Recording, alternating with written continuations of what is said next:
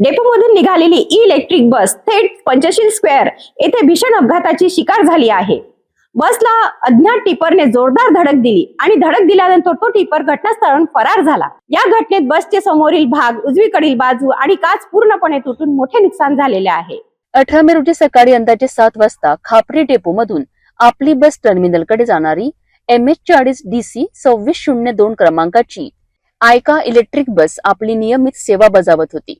बस ही Panchsheel square परिसरात पोहोचताच अचानक एका अज्ञात टिपर वेगाने आला आणि बसच्या उजव्या पुढील भागाला जोरदार धडक दिली। धडकेचा आवाज इतका भीषण होता की परिसरात एकच खळबळ उडाली। या अपघातानंतर टिप्पर चालक कोणतीही माहिती न देता घटनास्थळावरून फरार झाला। या अपघातात बसचा समोरील भाग, उजवीकडील बॉडी आणि फ्रंट ग्लास मोठ्या प्रमाणात नुकसानग्रस्त झाला आहे। बसमध्ये असलेल्या कंडक्टर सपना मोडघरे यांना गंभीर दुखापत झाली असून त्यांना तातडीने रुग्णालयात दाखल करण्यात आले। चालक तणवीर अहमद यांनाही किरकोळ ते मध्यम स्वरूपाच्या जखमा झाल्या आहेत। या बसमध्ये सुमारे 4 प्रवासी प्रवास करीत होते, मात्र सुदैवाने कोणत्याही प्रवाशाला गंभीर इजा झालेली नाही। या घटनेनंतर चालकाकडून पोलीस ठाण्यात तक्रार दाखल करण्यात आली असून पोलिसांनी अज्ञात टिपर चालकाचा शोध सुरू केला आहे।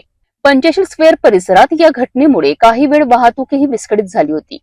आता पोलीस तपासातून स्पष्ट होणार आहे की हा अपघात होता की निष्काळजीपणाचा परिणाम, की आणखी काही मोठं कारण दडलेलं आहे। कंडक्टर सपना मोडघरे यांना गंभीर दुखापत झाली असून त्यांच्यावर रुग्णालयात उपचार सुरू आहेत। चालक तणवीर अहमद हे देखील जखमी झाले आहेत।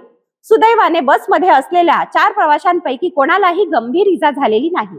आणि आता सर्वात मोठा प्रश्न, तो टिपर कुठे गेला, कोण होता तो ड्रायव्हर आणि इतका मोठा अपघात करून तो फरार कसा झाला।